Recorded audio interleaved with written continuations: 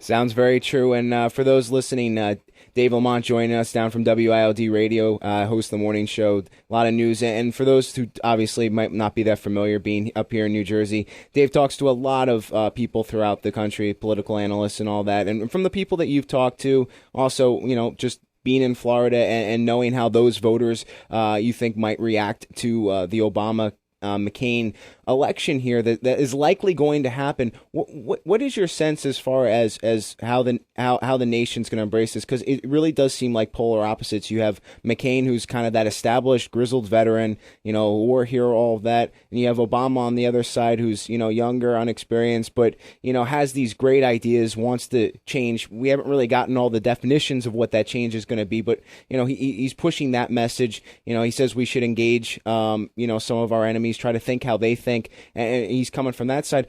How is the nation going to react to kind of these two polar opposites? It'll be fun to find out. I mean, it's going to be Obama saying, look, we just had 8 years. I don't think it worked out really well. I don't think you think it worked out really well. Do you really want to do this again with John McCain?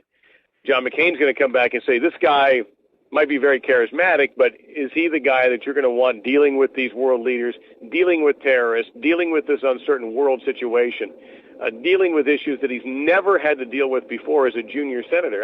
There's an expression I think you're going to hear quite a bit in the campaign as it gets older, as we drag through the summer. There's a stark contrast in experience here. And that's the biggest difference between the two. Among anything else, you could divide them up, among where they stand on social issues and where they stand on economic issues.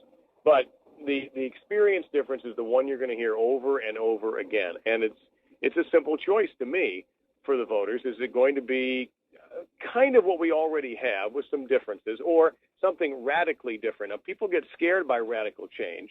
I'm not going to sit here and say whether we need it or not. That's up for the voters to decide. But I think those are the stark contrasts. How it's going to turn out, I don't know. If you want to look at polls now, Obama seems to have survived so many body blows already recently after he got his candidacy rolling to get back to the position where the last thing I saw that a poll has him beating John McCain in a head-to-head matchup nationally. Not in Florida, by the way, but nationally. So that's what the rest of the summer is going to be all about. And, certainly the vice presidential choices may help, and particularly if Obama can find somebody in the Democratic Party who will keep the Hillary people happy, if that's possible. One last question for you, Dave. What are the possibilities you mentioned Charlie Crist down there in Florida. What are the possibilities that he might end up being the vice presidential nominee? Well, he's got a shot. I mean, the biggest strength is that he's somebody who can certainly bring Florida for McCain. I think if he signs on, you can give Florida to McCain right now. Weakness is he may be perceived as not a hardcore conservative, and he really isn't. Not on a lot of positions. He may be on some, but not a lot on others. He's more of an old-fashioned financial conservative, socially not very conservative. So I don't know if that wing of the party is going to accept Charlie Crist very much.